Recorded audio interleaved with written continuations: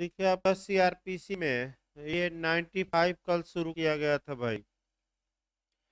फिर एक बार आपका थोड़ा बहुत भूमिका बांधिए तब 95 का बेयर एक्ट शुरू किया जाए। यहाँ से भी आपका कल बताया जा रहा था, फिर एक बार देखिए आपका बताया गया कि जब भी 95 पढ़िए तो आपका संविधान का जो अनुच्छेद है, अनुच्छेद 19(1) से कोरिलेट करके पढ़ना है।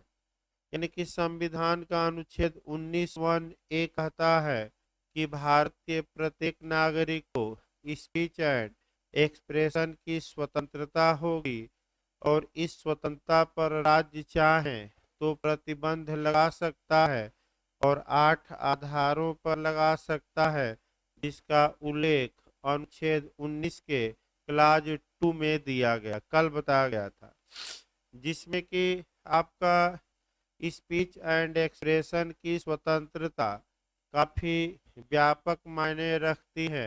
इसमें बोलने की भी आज़ादी है, प्रेस की भी आज़ादी है, इलेक्ट्रॉनिक मीडिया की भी माने आज़ादी है। यानी कि प्रेस की भी स्वतंत्रता इसी में क्या है, समाहित। यानी कि आपका जैसे कि आप समाचार माने टीवी चैनलों पर समाचार सुनते हैं, वह भी बोलने की उनकी आज़ादी इसी में है। अखबार में अपनी बात रखिए, वो भी आज़ादी है। और मुख से बोलिए, सोशल मीडिया पर बोलिए, आपका लिख कर बोलिए, मौखिक बोलिए, लेकिन ऐसा बोलिए जिससे कि आपका लेकिन लेकिन भी लगाना है। ऐसा न लिखिए, ऐसा न बोलिए कि भारत सरकार के खिलाफ आपका राजद्रोह या सेडिशन ही हो जाए, या व्यक्तियों की धार्मिक भावनाएं भड़के, या अश्लील बातें न तो लिखिए और न ही छापिए। इस पर आपका केस भी दो देखना है। आपका जो केस दो देखा जाएगा अश्लीलता पर ही आधारित है। एक आपका देखा जाएगा भारत में रणजीत उड़ेसी का केस पूछा जाता है और आपका हिकलिन का वाद पूछा जाता है। पिछली बार उत्तराखंड जे में आपका ये पूछा था कि हिकलिन का वाद आईपीसी की किस धारा से संबंधित है। इस बार नहीं, इसके पहले तो आईपीसी की धारा 292। तो दोनों केस याद करके जाना है, मैंने इसमें दो केस। तो आपका बोलने की जो आजादी है, उस आजादी पर प्रतिबंध राज्य लगा सकता है। प्रतिबंध उचित होने चाहिए 8 आधारों पर। तो आपका 95 क्या कहती है सीआरपीसी की, कि अगर कोई व्यक्ति है किसी पुस्तक में, किसी समाचार पत्र में, या किसी डॉक्यूमेंट यानी कि किसी दस्तावेज में अश्लील बातें लिखा है, राजद्रोहात्मक बातें लिखा है, या धार्मिक भावनाओं को भड़काने वाली बातें लिखा है, तो राज्य सरकार चाहे तो उसकी पुस्तक, आपका डॉक्यूमेंट, या जो न्यूज़पेपर है, वो सभी को जब्त करने का आदेश दे सकती है। और इसके बाद कोई मजिस्ट्रेट सर्च वारंट पुलिस के नाम जारी कर सकता है, कोई मजिस्ट्रेट। और पुलिस भारत में जितनी प्रतियां इसकी है, उन प्रतियों को जब्त करेगी। यानी कि जहां जहां वो पुस्तक मिले, दस्तावेज मिले, उसको क्या किया जाएगा, जब्त। ये इस जब्ती के विरुद्ध रेमडी क्या है, उपचार क्या है, तो वह सेक्शन 96 में दिया गया है। अर्थात 96 में सर्च वारंट नहीं है, बल्कि 95 के तहत जो दस्तावेज इत्यादि जब्त होते हैं, उसको चैलेंज किया जाता है। तो कल बताया भी गया था कि चैलेंज केवल कहाँ किया जाएगा, सभी कोर्ट में नहीं, केवल हाई कोर्ट। कितने माह के अंदर किया जाएगा, 2 माह के अंदर। और कम से कम अगर हाई कोर्ट में यानी अधिक जज हैं, तो कम से कम कितने जज मिलकर बैठिए भाई, बैठने दिए अंदर। कम से कम कितने जज मिलकर हाई कोर्ट में उस मामले की सुनवाई करेंगे? 3। अब हाई कोर्ट ये डिसाइड करेगा, अब समझ लीजिए, तब बैरक शुरू किया जाए। हाई कोर्ट ये डिसाइड करेगा कि क्या इसमें ऐसी बातें छपी हैं जो राज्य कह रहा है। अगर छपी हैं तो एप्लीकेशन खारिज और राज्य की जब्ती बरकरार रहेगी। अगर हाई कोर्ट को लगता है कि ऐसी कोई बात इस दस्तावेज पुस्तक में नहीं है तो हाई कोर्ट आदेश देगा कि सभी प्रतियों को निर्मुक्त किया जाए, रिलीज किया जाए, यानी कि समपहरण या जब्ती हटा लिया जाए और सभी प्रतियां जिन मन जब्ती सभी की क्या किया जाए, हटाया जाए। इसी को आपका दिया गया है। अब 95 शुरू करिए, अब सही रहेगा। देखिए भाई, आपका कुछ प्रकाशनों के समर्पित होने की घोषणा करने और उनके लिए सर्च वारंट जारी करने की शक्ति। तो जहां राज्य सरकार को प्रतीत होता है, कल भी बताया गया, महसूस हो जाए, क्या महसूस हो जाए कि किसी समाचार पत्र में यानी कि न्यूज़पेपर में या किसी बुक या पुस्तक में या किसी डॉक्यूमेंट या दस्तावेज में, चाहे वह कहीं भी मुद्रित हुई हो, यानी कि चाहे भारत में उसका मुद्रण हुआ हो, माने भारत में वह छपी हो या विदेश में छपी हो, इसे कोई मतलब नहीं है। ये भी हो सकता है कि किताब विदेश में छपी हो, भारत में उसे मंगाया गया हो और भारत में बुक स्टॉल पर बेचा जा रहा हो और राज्य सरकार को ये लग जाता है। क्या लग जाता है? देखिए आपका, कोई ऐसी बात अंतर्विष्ट है, यानी कि ऐसी दस्तावेज पुस्तक न्यूज़पेपर में कोई ऐसी बात अंतर्विष्ट है, मतलब समाहित है, जिसका प्रकाशन आईपीसी की धारा 124 ए के तहत दंडनीय है। इसका मतलब कि ऐसे किताब इत्यादि में सेडिशन या राजद्रोहात्मक बातें छपी हैं, यानी कि भारत तेरे टुकड़े होंगे तो भारत सरकार को हम उखाड़ फेंकेंगे, तो भारत के एक एक राज्यों को अलग कर देंगे, इत्यादि बातें लिखी गई हैं। या 153 ए और 153 बी की बातें हैं, यानी कि आपका भाषाई या धार्मिक या क्षेत्रवाद इत्यादि के आधार पर विभाजन की बात की गई है, यानी कि आपका इसका मतलब ये हुआ कि क्षेत्रवाद को के रूप में भड़काया जा रहा है, धार्मिक आधार पर भड़काया जा रहा है, भाषाई आधार पर भड़काया जा रहा है। इसका उत्तम उदाहरण महाराष्ट्र में मिलता है, राज ठाकरे का।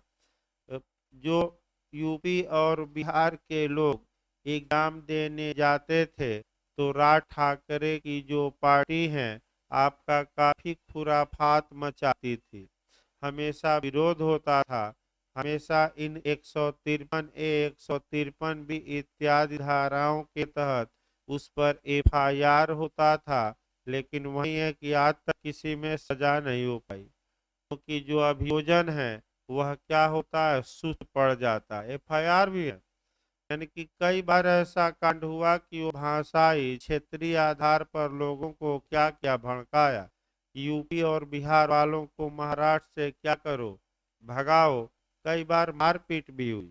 अगला देखिए, या धारा 292 या 293 की बातें छपी हैं। 292 में अश्लीलता को दंडनीय बनाया गया है। 293 पिछली बार एपीओ में आया भी था, इससे पहले आपका तरुण को अश्लील वस्तुएं देना, तो तरुण किसे माना जाएगा ये पूछा गया था, जो 20 वर्ष या 20 ईयर से कम हो। अब दो धाराएं और आई बेयरक में, आईपीसी की धारा 292 और आईपीसी की धारा 293 वाली बातें हैं, यानी कि बालकों को अश्लीलता के लिए उकसाया जा रहा है, पुस्तक बांटी जा रही है इत्यादि। तो आपका 293 तरुण किसे माना जाएगा? जो याद रखिएगा पूछा जा चुका है एपीओ में, जो 20 वर्ष से क्या हो कम। अब 292 पर आइए। अश्लीलता शब्द को आपका कहीं परिभाषित नहीं किया गया है, लेकिन अश्लीलता अपराध है ये 292 में स्पष्ट रूप से बताया गया है। तो अश्लीलता को सर्वप्रथम परिभाषित किया गया हिकलिन के वाद में, यानी कि हिकलिन का वाद उत्तराखंड जेल में बना, पिछली बार इससे पहले वाले जेल में बना था कि हिकलिन का वाद आईपीसी की किस धारा से संबंधित है।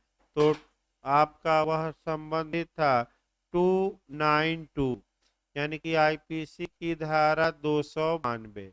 अगला क्वेश्चन बन सकता है कि अश्लीलता को किस केस में सर्वप्रथम परिभाषित किया गया? तो हिकलिन के वाद में।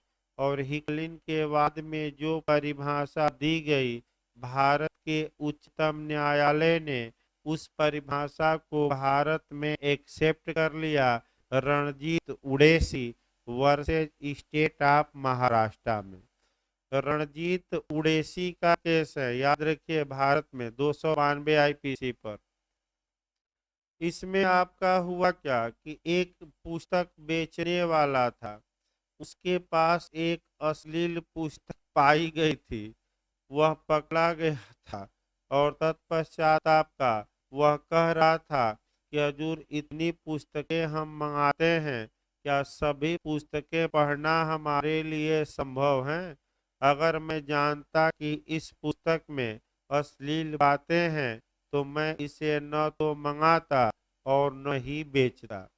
तो सुप्रीम कोर्ट ने कहा कि न जानने न जानने से कोई मतलब नहीं है। अगर तुम अश्लील पुस्तक सीडी इत्यादि रखे हो तो चाहे जानते हो या न जानते हो, तुम सजा के क्या होगे? हकदार। यानी कि आशय पर ध्यान नहीं, तो किताब वाले भी इस धारा के तहत बिना आशय के क्या होंगे? दंडनीय। याद रखिए, आशय पर कोई ध्यान नहीं। किताब वाला बार बार ये तर्क ले रहा था कि इतनी किताबें हम कहाँ से पढ़ पाएंगे, लेकिन सुप्रीम कोर्ट ने माना नहीं और दंडित किया इसको। लेडी चटर्लीज लवर बुक का मामला था। लेडी चटर्लीज लवर बुक का मामला था। उतना नहीं डिटेल में हम जाएंगे क्योंकि वो आईपीसी में बताया जाएगा, तब बताया जाएगा। आगे देखिए, इसके बाद एक सेक्शन और लिखा गया है 295A, यानी कि धार्मिक भावनाओं इत्यादि को भड़काना। अगर किसी पुस्तक में या समाचार पत्र में या डॉक्यूमेंट में धार्मिक भावनाओं को भड़काने वाली बातें लिखी गई हैं, तो आपका कौन कौन बातें हो गई? राजद्रोह वाली, भाषाई या क्षेत्रीय आधार पर भड़काई है, अश्लील बातें, और आपका धार्मिक भावनाओं को भड़काने वाली। राज्य सरकार को यह प्रतीत होता है कि ये सब बातें कहाँ छपी हैं? किसी पुस्तक में या समाचार पत्र में या किसी आपका दस्तावेज में। तो आगे सब देखिए, वहाँ राज्य सरकार ऐसी बात अंतर्विष्ट करने वाले समाचार पत्र के अंक की प्रत्येक प्रति का और ऐसी पुस्तक या अन्य दस्तावेज की प्रत्येक प्रति का सरकार के फेवर में, यानी कि पक्ष में, समपहरण यानी कि फॉर फ्यूचर, यानी कि जब्त कर लिए जाने की घोषणा अपनी राय के आधारों का कथन करते हुए अधिसूचना द्वारा कर सकती है। यानी कि तब राज्य सरकार क्या कर सकती है? आधार बताएगी और नोटिफिकेशन जारी करके अपने फेवर में सभी प्रतियों को जब्त करने का क्या देख के कर सकती है? घोषणा। जितनी प्रतियां हैं ये हम क्या कर रहे हैं? जब्त। तो जब राज्य सरकार ये घोषणा कर दी कि सभी प्रतियां हम जब्त कर रहे हैं, इसके इस घोषणा के बाद कोई भी मजिस्ट्रेट सर्च वारंट पुलिस के नाम जारी कर सकता है और तब पुलिस अधिकारी भारतवर्ष में जहां जहां वह समाचार पत्र मिले, पुस्तक मिले, दस्तावेज मिले, सर्च करेगा और सर्च करके जब्त करता रहेगा। यानी कि बस सर्च वारंट जारी कब होगा? जब राज्य सरकार ने समापहरण की क्या कर दी घोषणा, उसके बाद। कौन जारी करेगा सर्च वारंट? तो एक लाइन याद रखिएगा, कोई भी मजिस्ट्रेट लिखा है, यानी कि कहीं कोई नाम नहीं है तो कोई मजिस्ट्रेट कर सकता है। अब जहां जहां संदेह है कि ये किताब पुस्तक रखी है, पुलिस जाएगी और सर्च वारंट के अनुसार सर्च करेगी, तलाश लेगी और जब्त करती रहेगी। अब इसके बाद आपका सर समाचार पत्र पुस्तक का मतलब दस्तावेज में क्या शामिल है ये बताया गया है। अब खंड 3 देखिए, 2 नहीं पढ़ना रहता। इसका खंड 3 देखिए, इस धारा के अधीन पारित किसी आदेश या की गई कार्यवाही को किसी न्यायालय में धारा 96 के उपबंधों के अनुसार ही प्रश्नगत किया जाएगा, अन्यथा नहीं। इसका मतलब ये हुआ कि राज्य सरकार ने जो अधिसूचना जारी की है, जब्ती की घोषणा की है, अगर आप चाहते हैं कि राज्य सरकार की घोषणा को चैलेंज करे तो आप 96 के तहत ही न्यायालय में जा सकते हैं।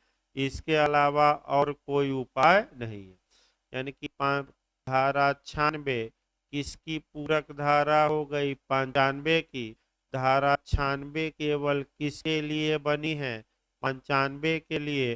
तो 95 की पूरक धारा कौन है? 96।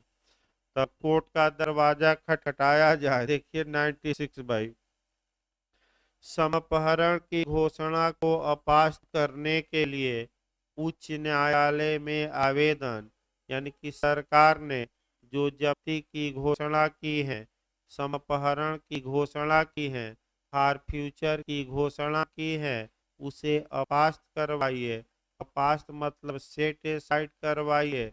सेट एसाइड करवाइए मैंने उलटवा दीजिए। उलटवा दीजिए मतलब उसको रद्द करवाइए। तो रद्द करवा कर और ये मांग करिए कि नहीं, हमारी पुस्तक में ऐसी कोई बात लिखी नहीं गई है, सरकार ने गलत किया है, हमारी पुस्तकों को क्या किया जाए? रिलीज किया जाए। तो इसके लिए आवेदन केवल और केवल कहाँ दिया जा सकता है? आपका हाई कोर्ट में। अब देखिए आपका पहला खंड शुरू किया जाए। किसी ऐसे समाचार पत्र, पुस्तक या अन्य दस्तावेज में जिसके बारे में सेक्शन 95 के अधीन समापहरण की घोषणा की गई है, कोई हित रखने वाला कोई व्यक्ति उस घोषणा के राजपत्र में प्रकाशन की तारीख से 2 मास के अंदर उस घोषणा को इस आधार पर अपास्त कराने के लिए उच्च न्यायालय में आवेदन कर सकता है कि समाचार पत्र के उस अंक या उस पुस्तक या उस दस्तावेज में जिसके बारे में वह घोषणा की गई है, कोई ऐसी बात नहीं है जो राज्य सरकार कह रही है। यानी कि न तो कोई अश्लील बात है, न तो राजद्रोहात्मक बात है, न ही अखंडता पर प्रभाव डालने वाली बात है, न ही धार्मिक भावना भड़काने वाली। ये राज्य सरकार गलत कह रही है, ऐसी कोई बात इसमें छपी। तो देखिए 2-3 क्वेश्चन बना, भले आप ना पकड़ रहे हो। पहला क्वेश्चन ये बना कि आपका कौन मैंने आपका चैलेंज करने का तरीका क्या होगा? याचिका दायर किया जाएगा कि एप्लीकेशन दायर किया जाएगा हाई कोर्ट में, कि वाद दायर किया जाएगा? तो बेयर एक्ट स्पष्ट लिखता है कि एप्लीकेशन यानी कि आवेदन, याचिका नहीं, पिटीशन नहीं। दूसरा पॉइंट ये इस बेयर एक्ट में मिलता है कि ऐसी दशा में आवेदन कौन दायर कर सकता है? माने कौन दायर कर सकता होता है तो उस समाचार पत्र या पुस्तक या दस्तावेज में हितबद्ध कोई भी व्यक्ति, इंटरेस्टेड कोई भी व्यक्ति, तो एक दो उदाहरण यहाँ देखिए। आगे बैठे भाई, इधर बैठिए, इधर आ जाइए आगे, बुला लीजिए कोई हो तो आगे बैठिए, बैठ जाइए इधर। हाँ, देखिए इसका मतलब ये हुआ कि मान लीजिए एक पुस्तक है, तो जितने व्यक्ति उस पुस्तक को पढ़ने में रुचि रखते हैं, यानी कि पुस्तक वितरण करने वाला, पुस्तक लिखने वाला, पुस्तक छापने वाला, और जो पुस्तक के पाठक हैं यानी कि पढ़ने वाले, ये सभी व्यक्ति उस मामले में इंटरेस्टेड हैं, तो इनमें से कोई भी व्यक्ति एप्लीकेशन हाई कोर्ट में दे सकता है। जैसे समाचार पत्र है तो समाचार पत्र छापने वाले, समाचार पत्र वितरण करने वाले, और जितने लोग उस समाचार पत्र को पढ़ते हैं वे सभी लोग, माने उनमें से कोई भी न्यायालय में जा सकता है, क्योंकि उस मामले में वे क्या माने जाएंगे, इंटरेस्टेड। तो केवल मालिक नहीं जा सकता, अन्य लोग भी जा सकते हैं।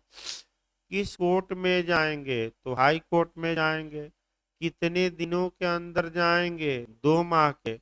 2 माह कब से गिना जाएगा, आपका जब्ती की तारीख से कि घोषणा की तारीख से। तो देखिए आपका, यानी कि जब राजपत्र में, यानी कि गवर्नमेंट के गजट में नोटिफिकेशन जब्ती का जारी हुआ, उसके कितने माह के अंदर, 2 माह। याद रखिए कितने माह के अंदर। और आप तर्क दे सकते हैं कि राज्य सरकार जो कह रही है वो बात सही नहीं है। खंड 2 देखिए, जहां उच्च न्यायालय में 3 या 3 से अधिक न्यायाधीश हैं, वहां ऐसा प्रत्येक आवेदन उच्च न्यायालय के 3 न्यायाधीशों से बनी विशेष न्यायपीठ द्वारा सुना और अवधारित किया जाएगा। और जहां उच्च न्यायालय में 3 से कम न्यायाधीश हैं, वहां ऐसे विशेष न्यायपीठ में उस उच्च न्यायालय के सब न्यायाधीश होंगे। इसका मतलब ये हुआ कि मृत्यु दंड से भी ये कड़ा नियम हो गया। मृत्यु दंड की पुष्टि के लिए कम से कम 2 न्यायाधीश चाहिए, लेकिन इस मामले की सुनवाई कम से कम कितने हाई कोर्ट के जजों द्वारा मिलकर किया जाएगा, 3। यानी कि अगर किसी हाई कोर्ट में 3 या 3 से अधिक न्यायाधीश हैं, तो कम से कम तीनों न्यायाधीश मिलकर इस मामले में क्या करेंगे, सुनवाई। लेकिन 3 से कम जज हैं तो सभी जज मिलकर सुनवाई करेंगे। जैसे 2 ही जज किसी हाई कोर्ट में हैं तो दोनों करें मिलकर, 1 जज हैं तो एक। लेकिन अगर 3 हैं या उसे अधिक हैं तो कम से कम कितने की आपका पीठ बनेगी, कितने की बेंच बनेगी, तो कम से कम कितने की बनेगी, 3। देखिए फिर एक बार भाई, आपका ये मृत्यु दंड के पुष्टि के मामले में कम से कम 2 बनती हैं, और मृत्यु दंड से भी ये कड़ा नियम हो गया, और इसमें कम से कम 3 बनाई जा रही हैं। आपको स्वयं सोचना चाहिए कि जो मूल अधिकारों का क्रोध है, जो मूल अधिकारों का हृदय कहा जाता है, फ्रीडम या स्वतंत्रता, उस पर आघात किया जा रहा है। इसीलिए हमें लगता है कि कम से कम 3 जजों का प्रावधान किया गया। अब इसको थोड़ा इतिहास हल्का सा हम देखते हैं। अनुच्छेद 19(1)(a) पर फिर बैक होना पड़ेगा कारण जानने के लिए। देखिए जो ये अनुच्छेद 19 से लेकर 22 तक दिया गया है, 19 से लेकर 22, ये आपका फ्रीडम का अधिकार, स्वतंत्रता का अधिकार है। और स्वतंत्रता का अधिकार मूल अधिकारों में सर्वोच्च स्थान रखता है। और आपका ये माना जाता है कि जब ये अधिकार समाप्त हो जाएंगे तो आपका मानव निष्प्राण हो जाएगा, यानी कि शरीर में जान तो रहेगी लेकिन बेजान हो जाएगा। यानी कि मानव की जो स्वतंत्रता है वह मानव के हृदय में निवास करती है। अगर स्वतंत्रता के अधिकार को हटा दिया जाए, यानी कि जो क्रोध है, जो आपका मुख्य बिंदु है मानव के शरीर में, यानी कि आपने मानव के हृदय को ही निकाल लिया। अतः स्वतंत्रता को सबसे ऊपर रखा गया, इसे हृदय माना जाता है। क्रोध मूल अधिकारों का धुरी मानी जाती है और इसीलिए 44वें संविधान संशोधन अधिनियम 1978 द्वारा ये प्रावधान कर दिया गया कि स्वतंत्रता का जो अधिकार है, इस अधिकार में आपका अनुच्छेद और 20 और 21 अब आपातकाल में भी निलंबित नहीं होगा। यानी कि 19 से लेकर 22 तक जो फ्रीडम दी गई है, दो फ्रीडम ऐसी हैं जो अब इमरजेंसी में भी सस्पेंड नहीं हो सकती। हमें लगता है कि इसी कारण से कम 3 न्यायाधीशों द्वारा उस मामले में सुनवाई का प्रावधान किया गया जो हमने कारण खोजा। अगला देखिए आपका खंड 3 के बाद खंड 4 देखिए। यदि उच्च न्यायालय का इस बारे में समाधान नहीं होता है कि समाचार पत्र के उस अंक में या पुस्तक या अन्य दस्तावेज में जिसके बारे में वह आवेदन किया गया है कोई ऐसी बात अंतर्विष्ट है जो धारा 95 की उपधारा 1 में आती है, तो वह समापहरण की घोषणा को फॉर फ्यूचर की घोषणा को अपास्त कर देगा। यानी कि राज्य सरकार की घोषणा को क्या कर देगा? भाई रद्द कर देगा। लेकिन अगर हाई कोर्ट को लगता है कि राज्य सरकार जो कह रही है वह बात इस किताब में या समाचार पत्र में या दस्तावेज में लिखी गई है, तब क्या होगा? एप्लीकेशन खारिज होगा और घोषणा बरकरार रहेगी। याद रखिए, तब क्या होगा? अगर हाई कोर्ट को लग गया कि राज्य सरकार की बात गलत है, तब तो भाई घोषणा समापहरण की घोषणा का आदेश सेट असाइड होगा। लेकिन हाई कोर्ट को लग गया कि घोषणा में कही गई बातें क्या हैं, ठीक है, किताब में अश्लील या ये सब बातें लिखी गई हैं, तो घोषणा अपास्त नहीं होगी, उल्टी नहीं जाएगी। तो उल्टी नहीं जाएगी तो जब्ती बरकरार रहेगी। अब किसके ऊपर है? हाई कोर्ट के। देखिए आपका जो 5वां खंड देखिए, जहां उन न्यायाधीशों में जिसमें विशेष न्यायपीठ बनी है मतभेद है, तो हर एक जगह यही आएगा कि मतभेद है तो विनिश्चय कैसे किया जाएगा? तो बहुमत द्वारा। 3 जजों की पीठ बैठी, 2 जज कह रहे हैं कि नहीं, राज्य सरकार का फैसला गलत है, एक जज कह रहा है कि सही है। तो बताइए, राज्य सरकार का जो आदेश है वह उल्टा माना जाएगा कि उल्टा हुआ नहीं माना जाएगा? माना जाएगा, क्योंकि बहुमत आपका इस पक्ष में है, 2 जज, कि राज्य सरकार ने ये आदेश गलत दिया है। यानी कि कुल मिलाकर 3 न्यायाधीश हैं, तीनों में मतभेद हो गया, तो बहुमत का सिद्धांत, मेजॉरिटी का सिद्धांत क्या होगा? लागू। ये हमेशा कहा गया है। आपका गोलकनाथ का वाद देख सकते हैं, केशवानंद भारती का वाद देख सकते हैं। गोलकनाथ के विवाद में 6 जज बहुपक्ष में थे, 5 विरोध में थे। केशवानंद भारती में भी 7 जज पक्ष में थे और 6 क्या थे? विरोध में। तो बहुमत का फैसला हमेशा क्या होगा? मान। याद रखिए। इस प्रकार आपका 95 और 96 भी समाप्त हो गई। सर्च वारंट जब मेंस में पूछे तो 96 नहीं लिखना है, क्योंकि इसमें तलाशी वारंट नहीं है, बल्कि 95 में था, 96 में नहीं। अब आइए व्यक्तियों की तलाशी देखा जाए। अगला भाई आइए 97, लगातार क्वेश्चन बन रहा है। व्यक्तियों की तलाशी के लिए खोज वारंट या सर्च वारंट या तलाशी वारंट जारी किए जाने का प्रावधान सीआरपीसी की धारा 97 और 98 में है। 97 आपका जब भी पढ़िएगा तो इसको दो तीन जगह से कोरिलेट करके पढ़ना है।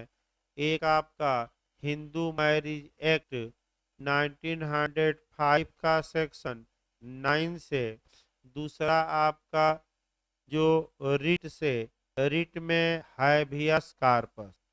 तो जो आपका जे और एपीओ दोनों में और कई राज्यों में जो क्वेश्चन बनते हैं वह वर्तमान में ये बन रहे हैं कि कौन सी सीआरपीसी की धारा बंदी प्रत्यक्षीकरण की रिट के समान है या रिट की प्रकृति की है। तो वह आपका है 97। यानी कि याद किए रहेगा, यही क्वेश्चन आपका बार बार बन रहा है। तो हैबियस कॉर्पस की रिट या बंदी प्रत्यक्षीकरण की रिट होती क्या है, पहले वह समझा जाए और तब 97 को देखा जाए। देखिए भाई, पहले बंदी प्रत्यक्षीकरण की रिट होती क्या है। मान लीजिए ये एक व्यक्ति है, इसको इलीगल तरीके से, अवैध तरीके से बी ने आपका डिटेन कर लिया है, निरुद्ध कर लिया है, बंदी बना लिया है। तो ऐसी दशा में आपका ए या ए की ओर से कोई अन्य व्यक्ति जो ए से हितबद्ध हो हाई कोर्ट में जा सकता है और हाई कोर्ट में जाकर हैबियस कॉर्पस की रिट जारी करने की मांग कर सकता है। तो हाई कोर्ट सबसे पहले रूल निसी जारी करेगा, शो काज नोटिस करेगा, यानी कि बी से पूछेगा कि आप ए को सशरीर कोर्ट में हाजिर करिए और किस आधार पर आपने ए को बंदी बनाया है वह हमें क्या बताइए, आधार। अगर आधार सही लगता है तो बंदीकरण वैध होगा। अगर हाई कोर्ट को आधार क्या लगता है, गलत लगता है, तो ए को मुक्त करने का क्या दिया जाएगा, आदेश। यही तो है ना। तो बिहार में पूछा गया कि रूल निसी का सिद्धांत किस रीट से संबंधित है, शो काज नोटिस यानी कि कारण बताओ नोटिस। तो आपका हैबियस कॉर्पस या बंदी। भाई सुबह के पीरियड में 2 लेक्चर में ये समाप्त हुआ था हैबियस कॉर्पस। इतना बड़ा था कोरिलेशन इसका कि 2 लेक्चर लग गया था। तो आपका फिर एक बार देखिए, अब एक वैकल्पिक उपचार और भी है कि अगर किसी व्यक्ति को किसी दूसरे व्यक्ति ने बंदी बना लिया है तो आप हाई कोर्ट न जाकर एक वैकल्पिक उपाय का प्रयोग कर सकते हैं। और वह वैकल्पिक उपाय क्या है, आपका सीआरपीसी की धारा 97। यानी कि अगर किसी व्यक्ति को, बैठिए भाई, यदि किसी व्यक्ति को अवैध रूप से बंदी बना लिया गया है तो आप मजिस्ट्रेट के पास जा सकते हैं, मजिस्ट्रेट से सर्च वारंट जारी करा सकते हैं। मजिस्ट्रेट पुलिस को आदेशित करेगा कि ऐसे व्यक्ति को खोजिए और खोजने के बाद हमारे यहाँ क्या करिए, हाजिर करिए। तो भाई हैबियस कॉर्पस में भी तो यही कहा जाता है कि ऐसे व्यक्ति को खोजिए, या आपके अभिरक्षा में है तो अभिरक्षा से कोर्ट में लाइए। तो सर्च वारंट में भी तो यही है कि पुलिस जाकर उस व्यक्ति को छुड़ाए और सशरीर कहाँ लाए, कोर्ट में। तो आप ये कहेंगे कि लोग डायरेक्ट भाई उच्च न्यायालय चले जाते हैं, 97 का ज्यादा प्रयोग ही नहीं किया जाता। इसका कारण है, एक तो निचले न्यायालय में जाइए तो डेट पर डेट पर डेट, यानी कि आपका सालों बंदी व्यक्ति बना रहेगा और मजिस्ट्रेट साहब सुनेंगे नहीं, बस डेट पर डेट। और जब उन पर आ जाएगी तो डेट नहीं, अभी के अभी न्याय होना चाहिए। जैसे अभी मामला एडीजे साहब का आया कि लेट गए बुलडोजर के सामने ही, कहे कि मैं उठूंगा नहीं, रात भर लेटे रहे और मान मनौवल करके उनकी बातें प्रशासन ने अंत में मानी। ये नहीं कि नहीं मानी, यानी कि रात भर जमे रहे, सुमान मनौवल होता रहा कि ये डीजे साहब हैं, कहीं कुछ हो गया तो हम लोग रगड़ दिए जाएंगे हाई कोर्ट से। तो ऐसी दशा में आपका कह सकते हैं डटे रहे, यानी कि अपने पर जब आ जाता है तब समझ में आता है कि आपका कह सकते हैं कि क्या बीतती होगी जनता पर। तो एक दो मजिस्ट्रेट कह देते हैं कि क्या हमसे जारी कराएंगे सर्च वारंट। आपका हमारी कौन सुनता है, ज्यादा पुलिस वुलिस वाले सुनते ही नहीं। आप हाई कोर्ट ही चले जाइए और डायरेक्ट क्या जारी करा दीजिए, हैबियस कॉर्पस। वहां से जब आदेश निकलेगा तो सबके हाथ पांव फूल जाएंगे और बहुत तेजी से काम होगा। तो यूं नहीं करते, ज्यादा है प्रावधान लेकिन मजिस्ट्रेट यूज नहीं करते और कह देते हैं, मैं इशारा कर देते हैं कि हाई कोर्ट ही चले जाइए और कौन सी रिट जारी करा दीजिए, आपका हैबियस कार्पस। तो 97 देखिए अब, सदोष परिरोध व्यक्तियों के लिए तलाशी, यानी कि इसका मतलब रांगफुल तरीके से जिन व्यक्तियों को आपका डिटेन किया गया है, बंदी बनाया गया है, परिरुद्ध किया गया है, निरुद्ध किया गया है, उन व्यक्तियों की सर्च के लिए, तलाशी के लिए तलाशी वारंट जारी करने की शक्ति 97 में दी गई है। देखिए, यदि किसी जिला मजिस्ट्रेट, उपखंड मजिस्ट्रेट या प्रथम वर्ग न्यायिक मजिस्ट्रेट, तो पहला पॉइंट ये याद रखना है कि 97 के तहत किसी व्यक्ति की तलाशी के लिए कौन प्राधिकारी सक्षम है, जो व्यक्ति की तलाशी के लिए सर्च वारंट जारी कर सकते हैं। पहला पॉइंट पकड़ना है, तो आपका डीएम सक्षम है, इसके बाद एडीएम सक्षम है और फर्स्ट क्लास जुडिशियल मजिस्ट्रेट, तीन लोग सक्षम है। डीएम भी जारी कर सकते हैं, एडीएम भी कर सकते हैं। अगला देखिए, प्रथम वर्ग मजिस्ट्रेट को यह विश्वास करने का कारण है कि, यानी कि उनके पास पर्याप्त आधार है कि कोई व्यक्ति ऐसी परिस्थितियों में परिरुद्ध है, यानी कि ऐसी कंडीशन में बंदी बना लिया गया है जिसमें वह परिरोध अपराध की कोर्ट में आता है, यानी कि जो डिटेन या बंदी व्यक्ति बनाया गया है वह परिरोध किसी अपराध की कोर्ट में आता है। तो आप लोग फिर अपराध बताइए। अगर किसी व्यक्ति को बंदी अवैध तरीके से बिना कारण के बना लिया गया है तो पहला कौन अपराध होगा, सदोष परिरोध, यानी कि कहीं से भी जाने का उसके पास रास्ता नहीं। जब उसकी इच्छा के विरुद्ध लेकर बंदी बनाया गया है तो एबडक्शन भी हो जाएगा, किडनैपिंग। और बच्चा है, आप उसकी इच्छा से ही लेकर जाते हैं तो आपका किडनैपिंग हो जाएगी, व्यपहरण। यानी कि मजिस्ट्रेट को लगता है कि ऐसी परिस्थितियों में व्यक्ति बंदी हैं जो किसी अपराध के अंतर्गत आती है, चाहे अपहरण हो, व्यपहरण हो, सदोष परिरोध हो, उससे हमें मतलब नहीं है। आगे देखिए, तो वह तलाशी वारंट जारी कर सकता है और वह व्यक्ति जिसको ऐसा वारंट निर्दिष्ट किया जाता है ऐसे परिरुद्ध व्यक्ति के लिए तलाशी ले सकता है और ऐसी तलाशी तदनुसार ही ली जाएगी। और यदि वह व्यक्ति मिल जाए तो उसे तुरंत मजिस्ट्रेट के समक्ष ले जाएगा, जो ऐसा आदेश करे जो उचित समझे।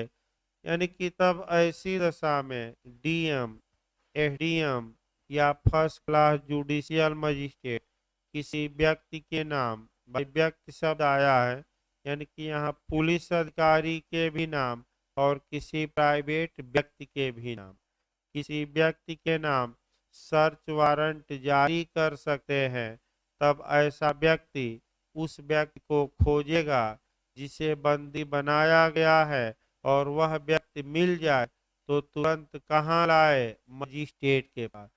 किस मजिस्ट्रेट के पास? जिसने तलाशी वारंट जारी। अब मजिस्ट्रेट उसके बाद जैसा उचित हो आदेश देंगे। अगर ये देखते हैं कि भाई सही ढंग से बंदी बनाया गया था तो कोई हस्तक्षेप नहीं, ये देखते हैं कि गलत ढंग से बंदी बनाया गया था तो मुक्त करने का क्या देंगे? आदेश। सेम है वयस्क आपस में भी होता है कि अगर किसी व्यक्ति को अवैध तरीके से बंदी बनाया गया है तो हाई कोर्ट या सुप्रीम कोर्ट बंदी प्रत्यक्षीकरण की रिट जारी करता है और उसे छोड़ने का आदेश देता है। या सुप्रीम कोर्ट हाई कोर्ट कहता है कि जिस व्यक्ति को बंदी बनाए हो सशरीर हमारे यहाँ लाओ, मैं ये देखूंगा कि तुम्हारा बंदीकरण सही है कि गलत। अगर गलत पाया जाए तो हम मुक्त करने का क्या देंगे? छोड़ने का आदेश। और सही पाया जाए तो रूल निसी या सोज काज नोटिस को हम क्या कर देंगे? रद्द। सोज काज नोटिस रद्द हो जाएगी क्योंकि बंदीकरण क्या था? सही। इसीलिए आपका जो 97 धारा है, याद रखिएगा, वह हाबियस कार्पस की रिट के क्या है? समान। भाई अच्छे से तैयार रखिए, बताया गया। अब आइए एक धारा बची है इधर सर्च वारंट में, जहां की स्त्रियों को मुक्त करने का आदेश दिया जाता है। 98 आपका मेल के लिए नहीं, केवल फीमेल के लिए बनी है। पहला नियम याद रखिए, 98 केवल और केवल किसके लिए बनी है? मेल के लिए नहीं, केवल फीमेल के लिए। यानी कि 97 पुरुष और स्त्री दोनों के मामले में लागू होगी, लेकिन धारा 98 केवल और केवल स्त्रियों के मामले में ही लागू होगी। तो आइए फिर आपका देखिए क्या पूछा जाता है। क्वेश्चन का पहले बेयर रखना, पहले मॉडल समझिए। पहला क्वेश्चन ये बनता है कि किसी स्त्री को अवैध अभिरक्षा से मुक्त करने के लिए, अवैध बंदीकरण से मुक्त करने के लिए आपका कह सकते हैं कि क्या क्या उपाय हैं। सीआरपीसी में कहाँ उपाय हैं? तो आपका 98 में उपाय है। याद रखिएगा किस धारा में? 98। उदाहरण भी हम बताएंगे दो तीन। दूसरा क्वेश्चन ये बनता है कि अगर पति अपनी पत्नी को पुनः प्राप्त करना चाहता है, अपने पास बुलाना चाहता है, अब विदाई का दावा करना चाहता है, तो ऐसी दशा में क्या सीआरपीसी में भी उसके मने आपका उसके पास कोई विकल्प सीआरपीसी के तहत है? तो आप कहेंगे हैं। एक सेक्शन है 98। कौन सा सेक्शन? 98।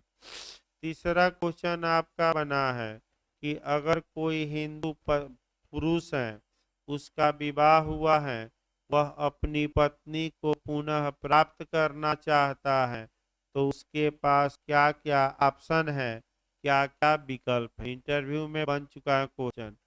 तीन विकल्पों पर गौर करिएगा। पहला विकल्प है कि वह हाई कोर्ट जाए 226 के तहत। दूसरा विकल्प है कि सीआरपीसी की धारा 98 का सहारा ले। और तीसरा विकल्प है कि हिंदू मैरिज एक्ट 1955 की धारा 9 का सहारा ले। फिर एक बार याद रखिए, यानी कि विदाई का दावा, वैवाहिक संबंधों की पुनर्स्थापना, इसको समझिए। फिर आपका 98 तो अभी बता ही जाएगा, पहले 226 हम बताएं, हिंदू मैरिज एक्ट की धारा 9 बताया जाए, और 98 तो बेएक से बताना पड़ेगा भाई, उसमें अभी छोड़ दीजिए। पहले आपका कोरिलेशन हो जाए तब बताया जाए। देखिए सबसे पहले आपका 226 पर आइए।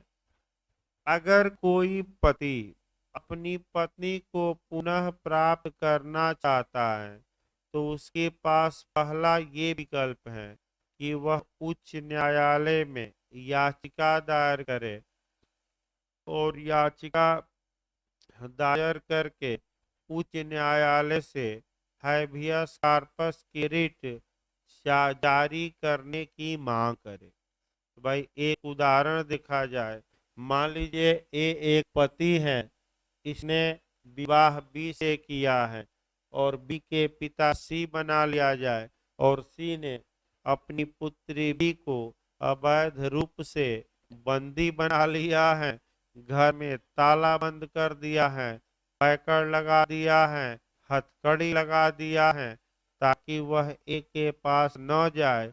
तो ए के पास क्या विकल्प है? अभी कुछ दिन पहले मैं बता दूं, राजस्थान में भी ये मामला काफी चर्चा में रहा। एक हाई कोर्ट के जज साहब थे, उनकी बिटिया ने विवाह कर लिया था अपने पिता की मर्जी के खिलाफ और 15 दिन तक अपने घर में बंद किए रहे।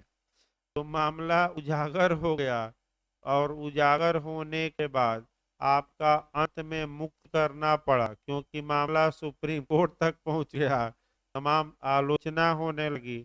इस मामले में लड़का याचिका हाई कोर्ट में दायर करके मांग कर सकता था कि जज साहब ने हमारी पत्नी को अवैध रूप से क्या किया है, बंदी बनाया है, हमारी पत्नी को क्या किया जाए, मुक्त।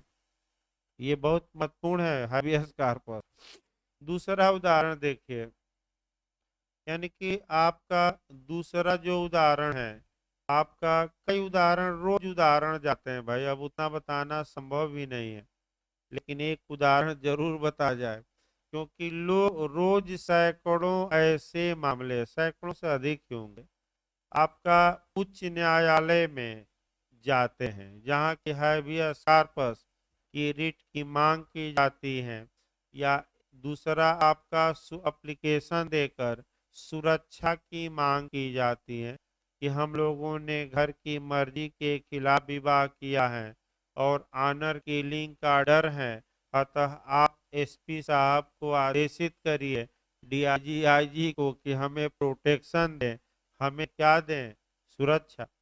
जैसे कि कुछ दिन पहले आप देखे होंगे कि भाजपा के ही ताकतवर नेता की बिटिया साक्षी थी, सुने होंगे अगर याद होगा तो। साक्षी ने अपने नौकर के साथ विवाह कर लिया था और सोशल मीडिया पर पूरा छाई हुई थी और मांग की कि भाई आपका हमें सुरक्षा दी जाए, क्योंकि हमारे पिता विधायक हैं और हमें मरवा सकते हैं। तो ऐसी दशा में सुरक्षा दी गई और उनके साथ अब पुलिस रहने लगी ताकि कोई खतरा न हो। तो आपका कहने का मतलब ये हुआ एक लाइन में कि अगर कोई पति अपनी पत्नी को वापस पाना चाहता है तो उसके पास पहला विकल्प हैबियस कॉर्पस के रिट का है और तमाम रिटें जारी होती हैं। एक और उदाहरण तब 9 का देखा जाए।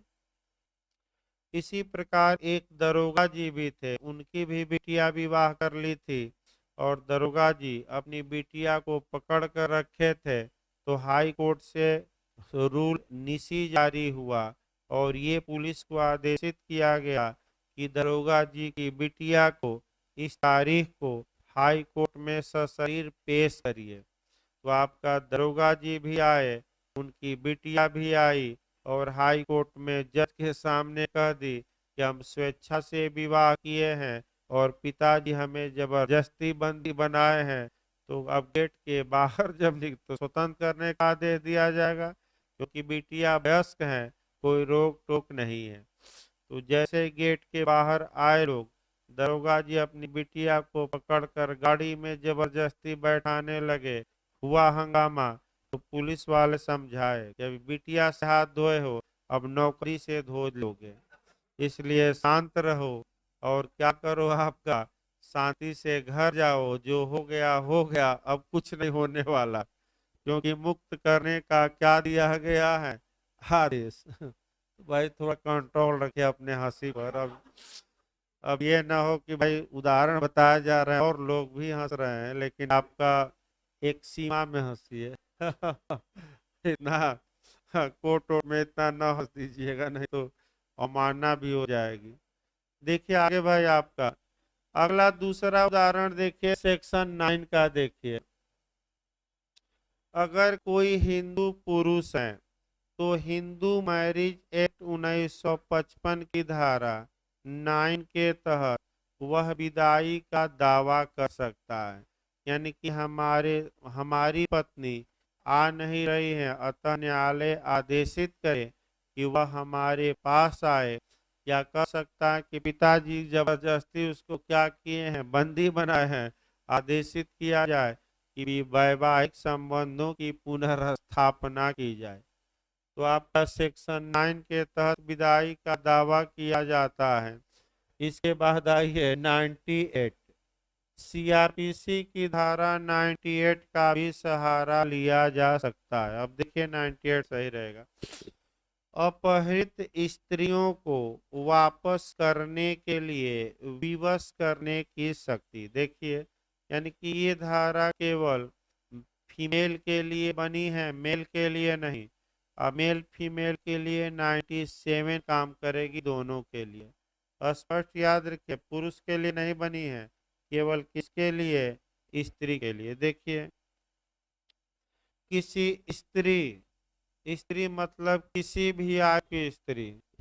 पहला शब्द है किसी स्त्री, पहला शब्द है। दूसरा शब्द है या 18 वर्ष से कम आयु की किसी बालिका।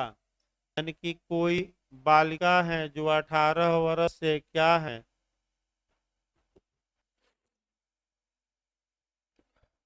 देखिए 98 चल रहा था इस आपका 98, फिर एक बार देखिए तब आगे बढ़ा जाए। अभी इसमें आपका बंद 100 भी धारा महत्वपूर्ण है, बंद स्थान की तलाशी भी।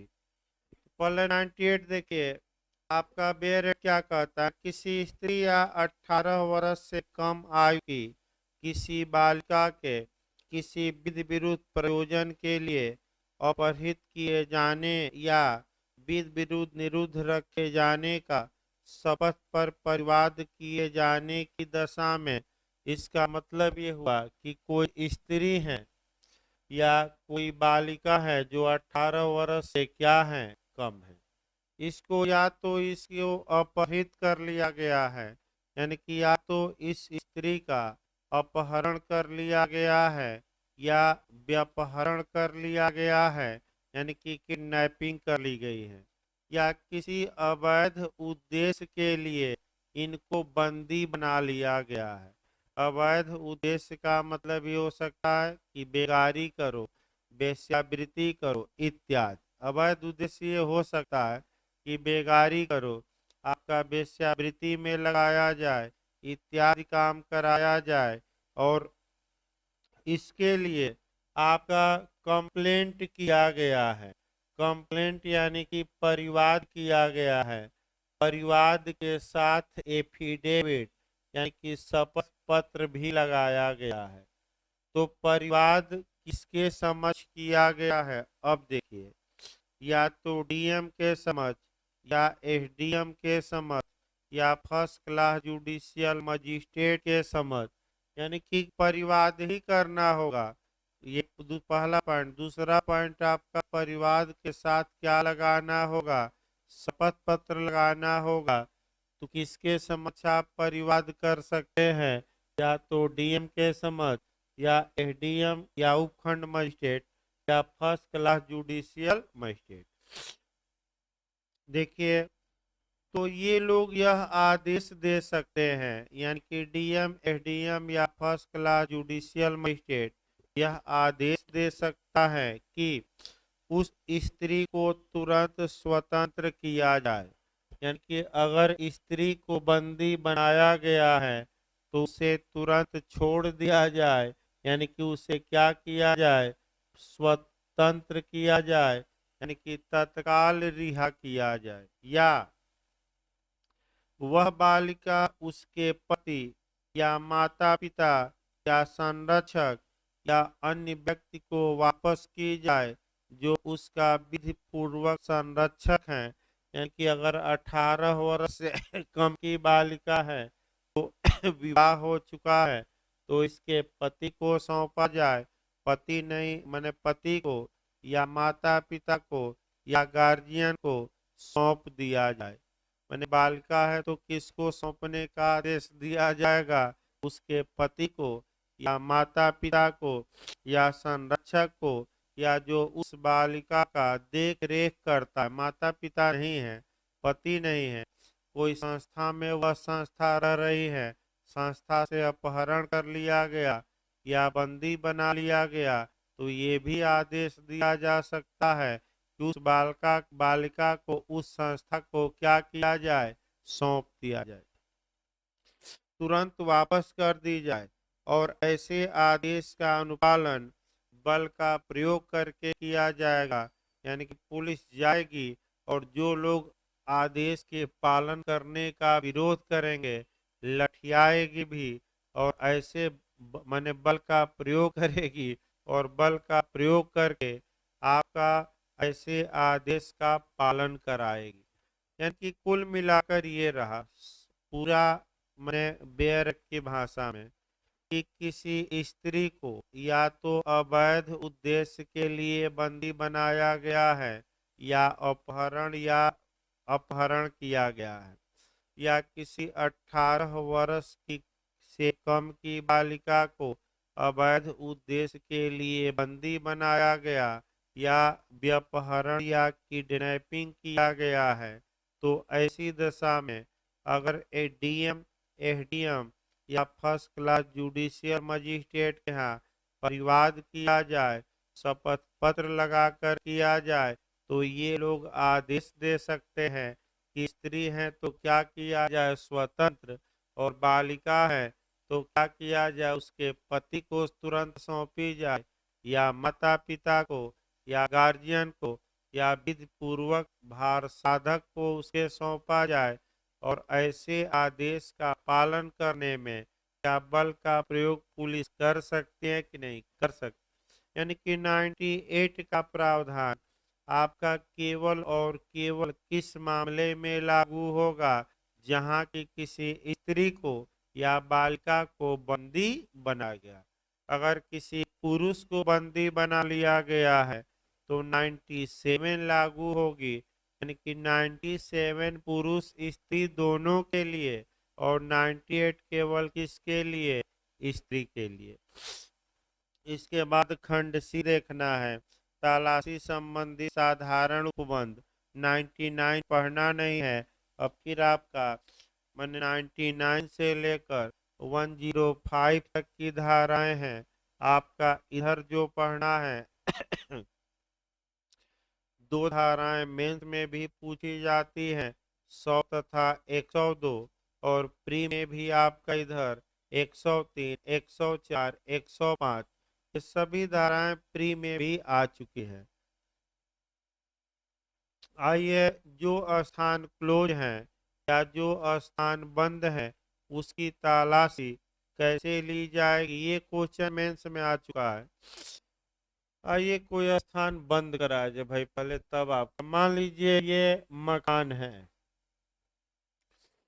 और अंदर अंदर इसकी तलाशी लेनी है और अंदर से किवाड़ कुंडी बंद कर दी गई है, यानी कि बाहर से सामान्यतः प्रवेश करने का कोई रास्ता नहीं है सामान्यतः, क्योंकि अंदर से कुंडी क्या की गई है? दरवाजा बंद कर दिया गया है। तो भाई आपका अंदर प्रवेश पुलिस करेगी तभी तो तलाशी लेगी। तो अंदर प्रवेश कैसे करे? तो अंदर प्रवेश कैसे करे? तो पहला नियम है कि खटखटाए दरवाजा और अंदर जो भी व्यक्ति है ये कहे कि आप दरवाजा खोलिए, इस मकान की क्या लेनी है? तलाशी। दूसरा उपाय है कि अगर अंदर का व्यक्ति दरवाजा नहीं खोलता तो पुलिस क्या करेगी? अब दरवाजा या खिड़की इत्यादि तोड़कर और उसमें क्या करेगी? प्रवेश करेगी, तलाशी लेगी। जब भी तलाशी ली जाएगी दो गवाहों के समक्ष ली जाएगी और कोई बाहरी गवाह नहीं मिलता तो पुलिस स्वयं गवाह बन जाती है। वैसे अच्छा यही रहेगा कि दो इलाके के स्वतंत्र साक्षियों को क्या किया जाए, रखा जाए, ताकि वो तलाशी लेते समय देखें कि तलाशी में क्या क्या वस्तुएं प्राप्त हुई, क्योंकि बाद में गवाही देनी पड़ेगी कि हाँ हमारी आंखों के सामने ही क्या हुआ था, तलाशी। इसी बात को अगर स्त्री है तो क्या होगा, इन्हीं बातों को सेक्शन 100 में बताया गया है। अब देखिए सेक्शन 100, बंद स्थान के भार साधक व्यक्ति तलाशी लेने देंगे। अब देखिए पहला खंड क्या है, जब कभी इस अध्याय के अधीन तलाशी लिए जाने या निरीक्षण किए जाने वाला कोई स्थान बंद है। अब ये ना पूछिएगा कि बंद स्थान कौन है, अंदर से कुंडी लगा दी गई है। सामान्यतः स्थान बंद है तब उस स्थान में निवास करने वाला या उसका भार साधक व्यक्ति उस अधिकारी या अन्य व्यक्ति की जो वारंट का निष्पादन कर रहा है मांग और वारंट के पेश किए जाने पर उससे उसमें अबाध प्रवेश करने देगा और वहां तलाशी लेने के लिए सब उचित सुविधाएं प्रदान करेगा।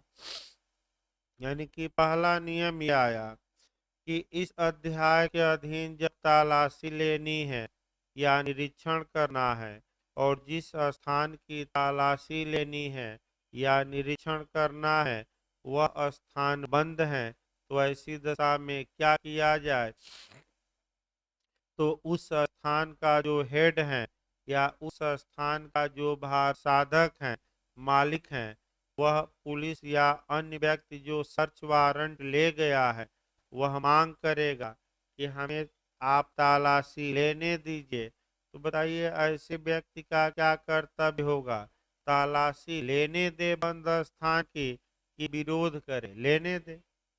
और सभी उचित सुविधाएं तलाशी के लिए क्या करे, प्रदान।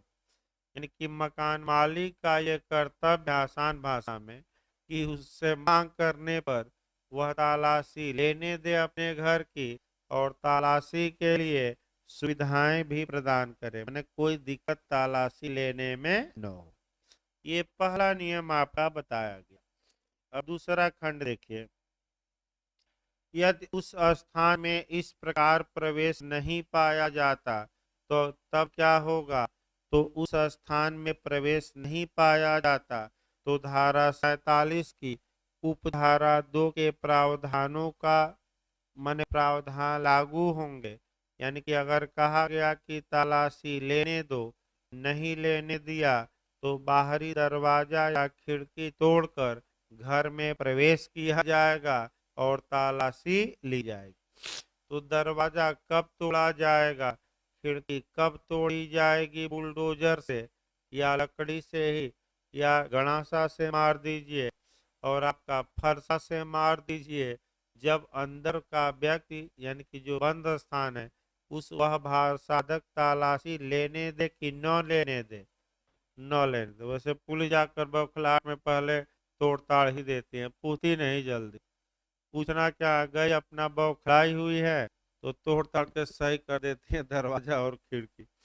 इस तरह देखिए, जहाँ किसी ऐसे व्यक्ति के बारे में जो ऐसे स्थान में या उसके आसपास है उचित रूप से संदेह किया जाता है कि वह अपने शरीर पर कोई वस्तु छुपाए हुए हैं, यानी कि अफीम ही रख लिया, गांजा रख लिया, चरस रख लिया, सोना छुपा लिया, चुराई हुई वस्तु छुपा लिया, जो भी छुपाया हो, तो ऐसी दशा में उसकी भी तलाशी ली जाएगी। लेकिन अगर वह कोई स्त्री होगी तो स्त्री की तलाशी किसके द्वारा, पुरुष द्वारा की स्त्री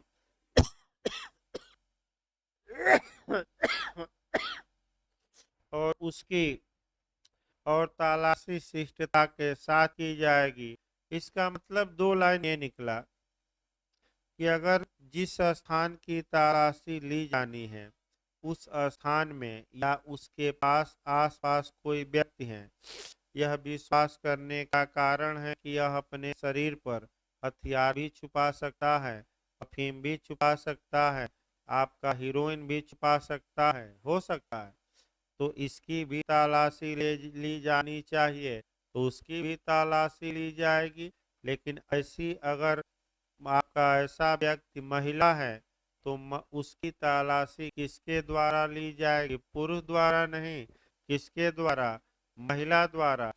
ये क्वेश्चन प्री में भी पूछा जा सकता है कि महिला की तलाशी महिला द्वारा ये धारा 100 के किस खंड में प्रावधानित है, क्योंकि ऐसा क्वेश्चन आपका यूपी में जी में आपका आ चुका है कि महिला की गिरफ्तारी महिला द्वारा ये धारा 46 के 1 के परंतुक में है। तो उसी प्रकार पूछ सकता है कि महिला की तलाशी महिला द्वारा शिष्टता का ध्यान रखते हुए तो धारा 100 के किस क्लाज में है? आपका 3 अंडरलाइन कर लेना, पूछ सकता है। वैसा क्वेश्चन यूपीजे में आ चुका है। इस अध्याय का चौथा खंड देखिए। इस अध्याय के अधीन तलाशी लेने के पूर्व ऐसा अधिकारी या अन्य व्यक्ति जब तलाशी लेने ही वाला हो तलाशी में हाजिर रहने और उसके साक्षी बनने के लिए उस मोहल्ले के जिसमें तलाशी लिया जाना है 2 या अधिक स्वतंत्र और प्रतिष्ठित निवासियों को यदि उस मोहल्ले का ऐसा कोई निवासी नहीं मिलता है तो ऐसी दशा में या उस तलाशी का साक्षी होने के लिए रजामंद नहीं है तो किसी अन्य मोहल्ले के 2 निवासियों को बुलाएगा और आपका लिखित आदेश देगा कि जब मैं तलाशी कर रहा हूं तुम गवाह के रूप में क्या रहना आज। यानी कि जिस मोहल्ले में तलाशी ली जानी है पहले तो प्रयास करिए कि उसी मोहल्ले के 2 लोग तलाशी में गवाह बन जाएं। और अगर उस मोहल्ले के लोग तैयार नहीं हैं तो आप किसी अन्य मोहल्ले के कम से कम कितने लोगों को 2 जो स्वतंत्र हो यह हितबद्ध न हो गवाह बना दीजिए और उनकी उपस्थिति में क्या लीजिए? तलाशी। क्योंकि बाद में यही गवाह आएंगे और बताएंगे कि हमारी आंखों के सामने ही इस घर में ये पाया गया। अगला देखिए 5वां, तलाशी उनकी उपस्थिति में ली जाएगी। आपका ठीक है, तो तलाशी उनकी उपस्थिति में ली जाएगी और एक लिस्ट तैयार की जाएगी। जिस घर की तलाशी ली गई है उसके भार साधक को या मालिक को वह लिस्ट पकड़ा दी जाएगी कि तुम्हारे घर में ये तलाशी में मिला, एक लिस्ट दे दी जाएगी। 6वां खंड है तलाशी लिए जाने वाले स्थान के अभिभोगी को या उसकी ओर से किसी व्यक्ति की तलाशी के दौरान हाजिर रहने की अनुज्ञा प्रत्येक दशा में दी जाएगी। यानी कि इसका मतलब ये हुआ कि जिसके घर की तलाशी हो रही है ये अनुज्ञा दी जाएगी कि तुम भी तलाशी के समय क्या रहो? साथ रहो। तुम्हारे घर की तलाशी है या घर के किसी व्यक्ति को नियुक्त कर दे जो हम तलाशी लेंगे तो ये हमारे क्या रहेगा? साथ, ताकि तुम भी देखो कि तुम्हारे घर में क्या क्या चीजें पाई जा रही हैं। आसान है कोई।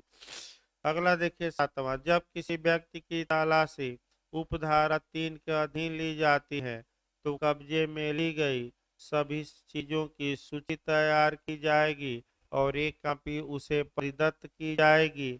इसका मतलब ये हुआ कि जब व्यक्ति की तलाशी ली जानी है तो व्यक्ति के शरीर पर जो जो मिला है उसकी एक लिस्ट बनाई जाएगी और वह लिस्ट उस व्यक्ति को दे दी जाएगी कि तुम्हारे शरीर से ये चीजें क्या हुई है प्राप्त। आसान है, कोई कठिन नहीं है।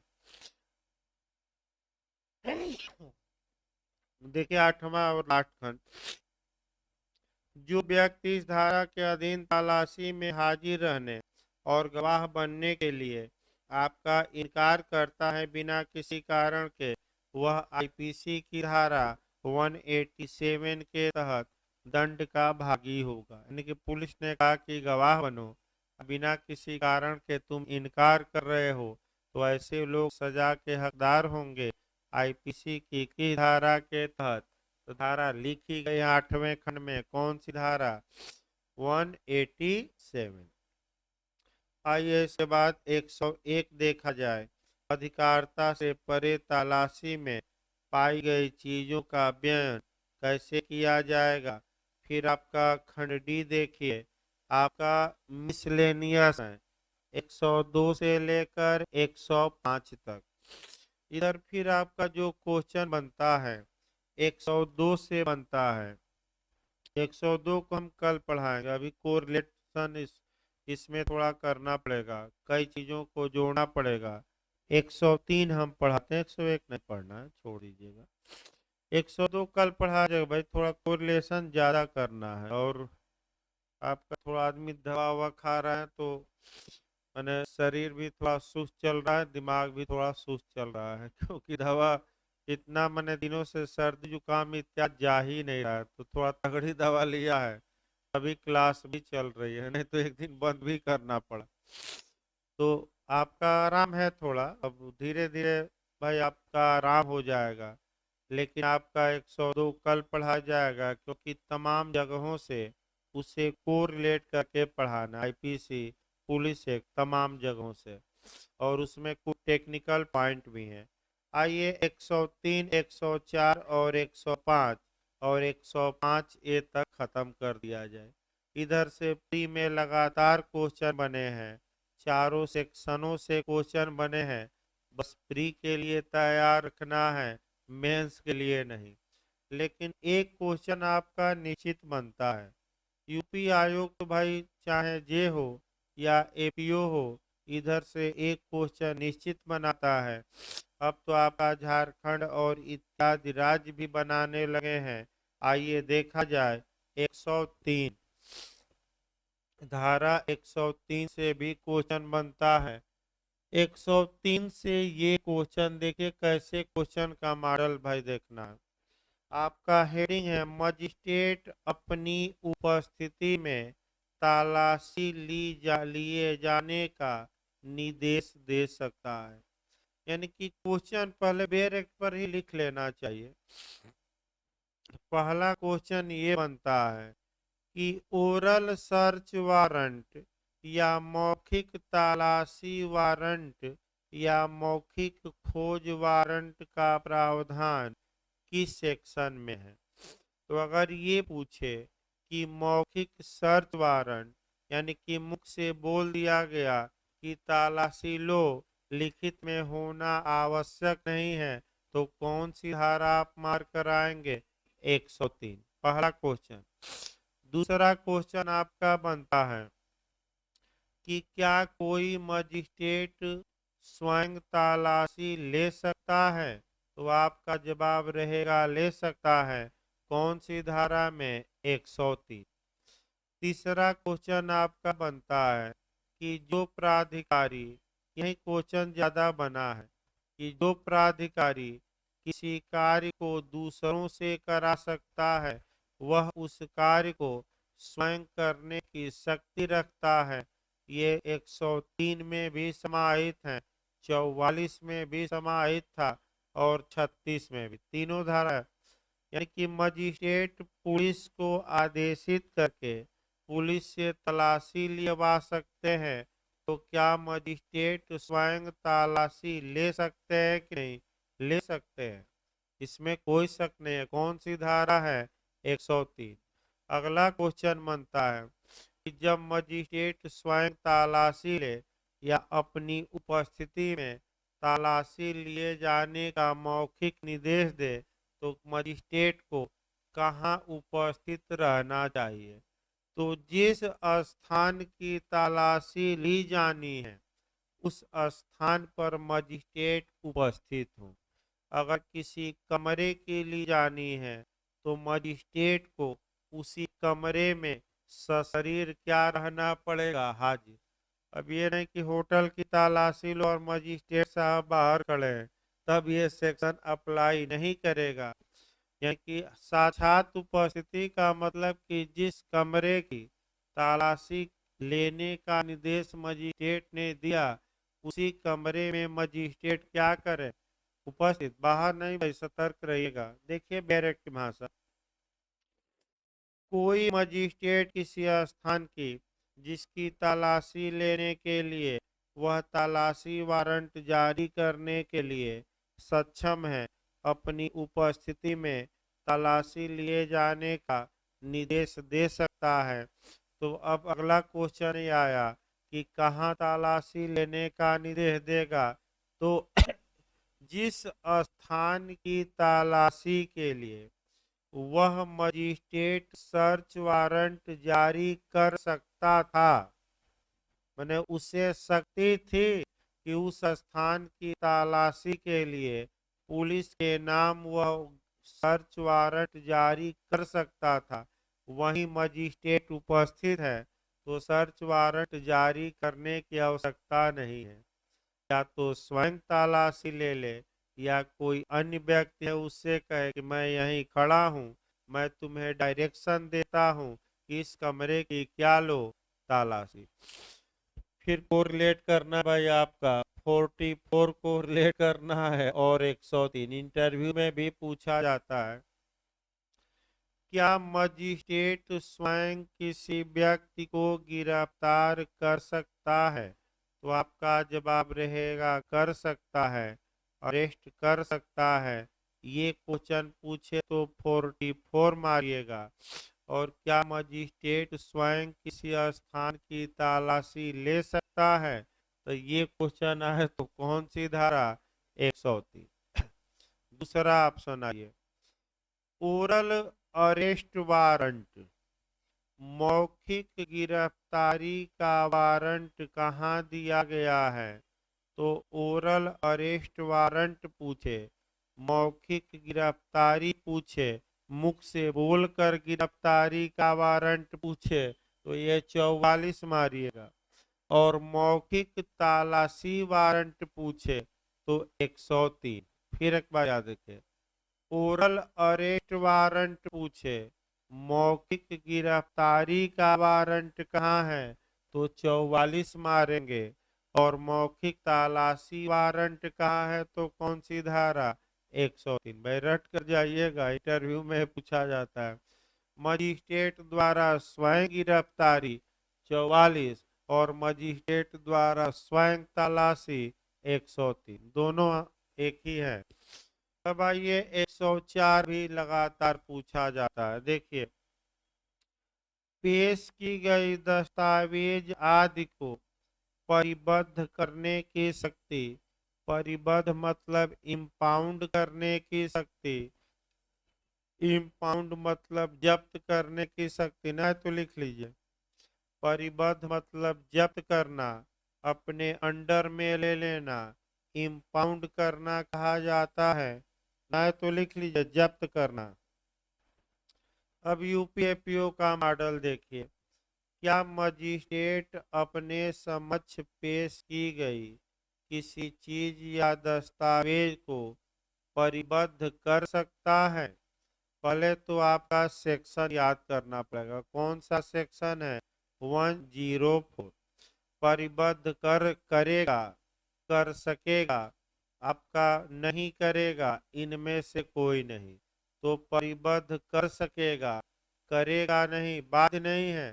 कर सकेगा मतलब कि वह परिबद्ध चाहे तो जब्त करे या चाहे तो जब्त करने से इनकार कर दे, उसका क्या है? विवेकाधिकार। तो बहुत क्वेश्चन बना है ये, परिबद्ध कर सकता है, नहीं कर सकता, परिबद्ध करेगा, इनमें से कोई नहीं। तो करेगा नहीं, नहीं कर सकता भी गलत है, कर सकता है, कर सकता है मतलब में आ गया, तो चाहे करे या न करे। अब देखिए बैरट की भाषा, इसको कोरिलेट करना है सीपीसी में भाई आपका। अभी पहले बेरक हो जाए तब सीपीसी को रिलेट करना है, इसको बताना है पहले, फिर एक बार पहले सीआरपीसी निपट जाए परिबद्ध में। यदि कोई न्यायालय ठीक समझता है तो वह किसी दस्तावेज या चीज को जो इस संहिता के अधीन उसके समक्ष पेश की गई है जब्त कर सकता है, अपने अंडर में ले सकता है। एक दिन मैं उदाहरण बताया था, भले आपको याद न रहे। आपका एक उदाहरण में करप्शन वाला बताया था, काला धन का।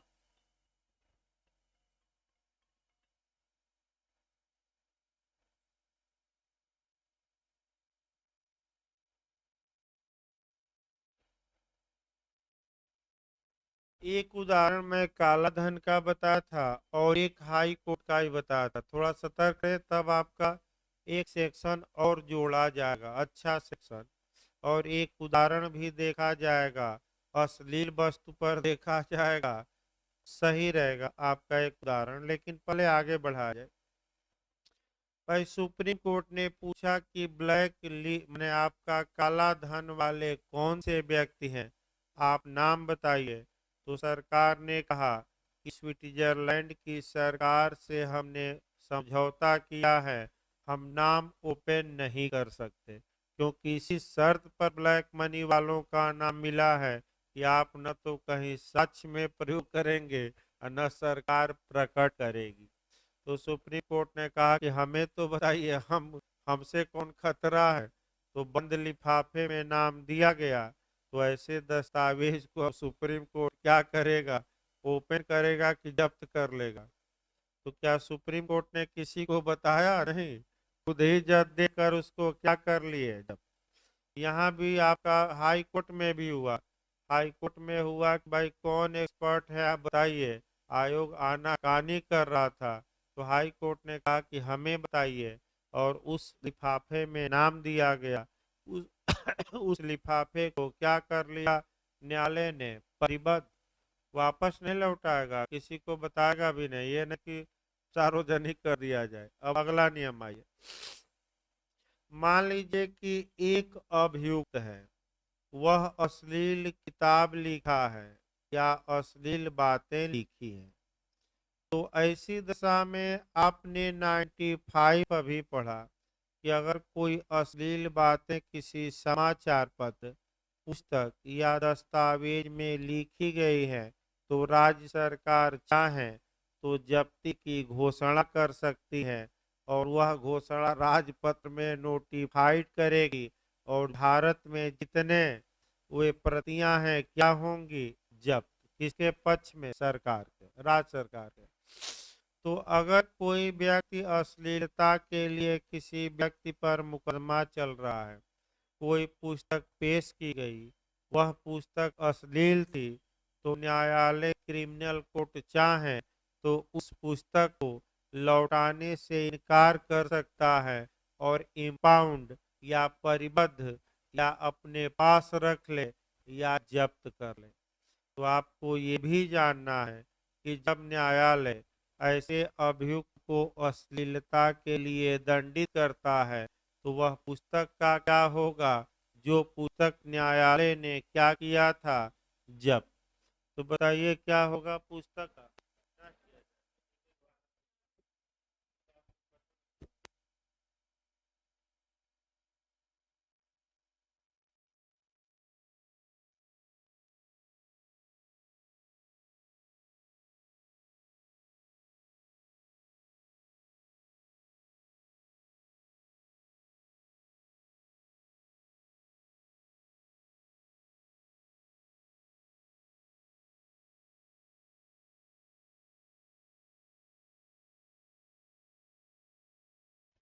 देखिए आपका भाई इसमें, देखिए धारा देखिए तो कौन सी है, 400।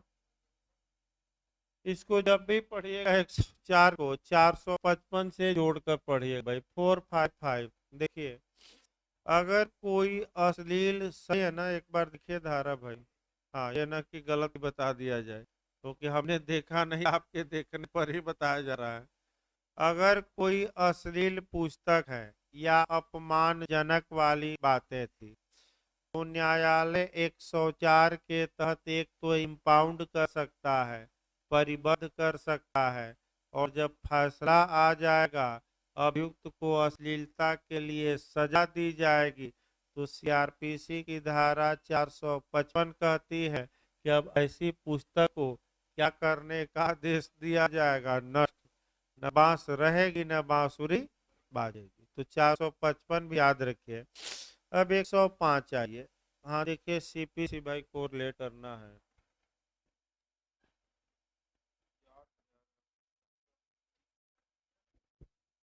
धारा नहीं, एक तो आपका 30 है। देखिए आपका एक तो धारा आपका 30 में भी है, परिबद्ध कर सकता है। आदेश में देखना पड़ेगा भाई, 16 में नहीं है।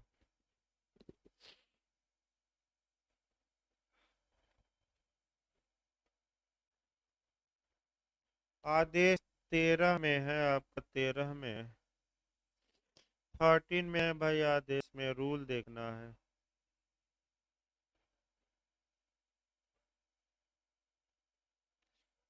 हाँ 8 है भाई, 8 भी है आपका, 8। आदेश 13 का नियम 8 है, न्यायालय किसी दस्तावेज के परिबद्ध किए जाने का आदेश दे सकेगा। यानी कि इसको दो एंगल से सीपीसी में पढ़ना है। एक तो आदेश 13 का नियम 8 पढ़ना है, और एक सीपीसी की कौन सी धारा, 30। यानी कि न्यायालय चाहे तो दस्तावेज को परिबद्ध कर सकता है, परिबद्ध करके वापस भी लौटा देता है, लेकिन अश्लील अश्लील बातें हैं तो वापस लौटाने से क्या कर सकता है, इनकार, ये भी है। लेकिन ये नहीं कि जब्त कर लिया तो वापस, भाई देखेगा कि वापस लौटाने लायक दस्तावेज है कि। तो सीपीसी में बस याद रखिए धारा 30 में है, और किस आर्डर के किस रूल में, यही बैरक पर लिख लेना चाहिए। धारा 104 सीआरपीसी के पास ही, एक 455 सीआरपीसी लिख लीजिएगा, और सीपीसी की धारा 30 लिख लीजिएगा, और आदेश 13 का कौन सा नियम, 8, एक जगह एकत्र। इसके बाद 105 आइए, 105 और 105 पूछा जा रहा है रिसिप्रोकल स्टेट के बारे में प्रावधान, यानी कि व्यतिकारी राज्य क्षेत्र पूछे तो आप 105 मारेंगे, और संविदाकारी राज्य पूछे तो 105 ए। ये आपका झारखंड में भी क्वेश्चन बना था। झार भाई झारखंड में ये बना था कि संविदाकारी राज्य की परिभाषा किस धारा में सीआरपीसी की दी गई है, तो 105 ए, कैपिटल ए, तो नई धारा है। और व्यतिकारी राज्य क्षेत्र पूछे तो 105। फिर एक बार याद रखिए, रिसिप्रोकल, अब रिसिप्रोकल होता क्या है, वैसे संविधान नियम में बता गया था, लेकिन फिर एक बार हम बता रहे हैं। रिसिप्रोकल का मतलब पारस्परिक होता है या व्यतिकारी, जहाँ की दो देश आपस में एक दूसरे से वादा करते हैं। जैसे कि भारत ने इंग्लैंड से वादा किया कि इंग्लैंड के जितने भी अपराधी भाग कर आएंगे, हम भारत उन्हें इंग्लैंड को सौंप देगा। और इंग्लैंड ने वादा किया है कि भारत से जो भी भाग कर आएगा, इंग्लैंड भारत को क्या करेगा, सौंपेगा। तो इसको हम कैसा स्टेट कहेंगे, रिसिप्रोकल, यानी कि वादा एक तरफ से हुआ है कि दोनों तरफ से। तो भाई पालन देख ही रहे, विजय माल्या का पालन कराने में नाक को चने चबाने पड़ रहे हैं। वहां की प्रक्रिया, ये अपील वो दलील, तो अपील अपील पर ही जा रहे, अभी तक आया नहीं। तो आपका दूसरा इसमें जो कोरिलेट करके पढ़ना है आपको 105 में, वह भाई आपका संविधान नियम की धारा 2F पढ़िएगा, सीपीसी की धारा 44 ए पढ़िएगा। यानी कि संविदा अधिनियम की धारा 2F पढ़ेंगे, आपका रिसिप्रोकल प्रॉमिस या व्यतिकारी वचन। व्यतिकारी वचन का मतलब जहाँ की कॉन्ट्रैक्ट के दोनों पक्षकारों ने वादा किया है और दोनों को अपने अपने वादे निभाने हैं। इसका मतलब ए ने कहा बी से कि मैं 50 किलो चावल दूंगा, और बी ने कहा कि मैं 2000 रुपया दूंगा। तो एक पक्षीय वादा नहीं है, वादा कहाँ से हुआ है, दोनों। ए ने क्या वादा किया है, क्या देने का, चावल, और बी ने क्या देने का, 2000 रुपया। तो एक पक्षीय वादा है कि दोनों पक्षीय, तो दोनों दोनों पक्षकार वादा किए हो, तो इसी को 2F में हम क्या कहेंगे, व्यतिकारी वचन। ये भी हो सकता है ए ने कहा कि हम 50 किलो चावल देंगे, बी ने कहा कि बदले में 100 किलो गेहूं देंगे, तब भी दोनों पक्षकारों ने वादा किया। इसको रिसिप्रोकल प्रॉमिस कहते हैं। और सिविल मामलों में व्यतिकारी राज्य क्षेत्र के विदेशी निर्णय के को कैसे भारत में लागू कराया जाएगा, इसका प्रावधान सीपीसी में कहाँ किया गया है? 44A। तो कम से कम 3 एंगल से पढ़िएगा। आपका व्यतिकारी राज्य क्षेत्र के बारे में प्रावधान सीआरपीसी पूछे तो 105, परिभाषा व्यतिकारी वचन की पूछे तो संविधान नियम की धारा 2F, और सीपीसी में पूछे तो 44A। और संविदाकारी राज्य, अब देखिए जो 105 में हल्का सा और 105 में जो नियम है वह थोड़ा विस्तृत किया गया है और अध्याय 7A जोड़ा गया है। 105A से आगे तमाम धारा 105B-C। वैसे कभी कंपटीशन में आया नहीं आज तक, लेकिन पहली बार झारखंड ने 105 से क्वेश्चन बनाया बस प्री में कि संविदाकारी राज्य कहाँ परिभाषित है। तो थोड़ा जो हम बताए हैं कि हम वापस कर देंगे, संपत्ति जब्त होगी उसी के बारे में थोड़ा विस्तृत प्रावधान है ना। जो हमने बताया कि भाई वापस अपराधियों को किया जाएगा, उसकी संपत्ति विदेश में जब्त होगी, इसके बारे में इन धाराओं में कैसा प्रावधान है? विस्तृत। इस प्रकार ये अध्याय भी आपका समाप्त हो गया। कल अब जो अध्याय चलेगा सीआरपीसी का अध्याय 8 शुरू किया जाएगा। पढ़ कर आएगा भाई 106 से लेकर 124 तक। इसके बाद आपका मेंटेनेंस इधर थोड़ा स्पीड में भागेगी सीआरपीसी, फिर आपका 153 से समय लेगा। इधर थोड़ा बहुत स्पीड में रहता है भाई सीआरपीसी। तो अभी कल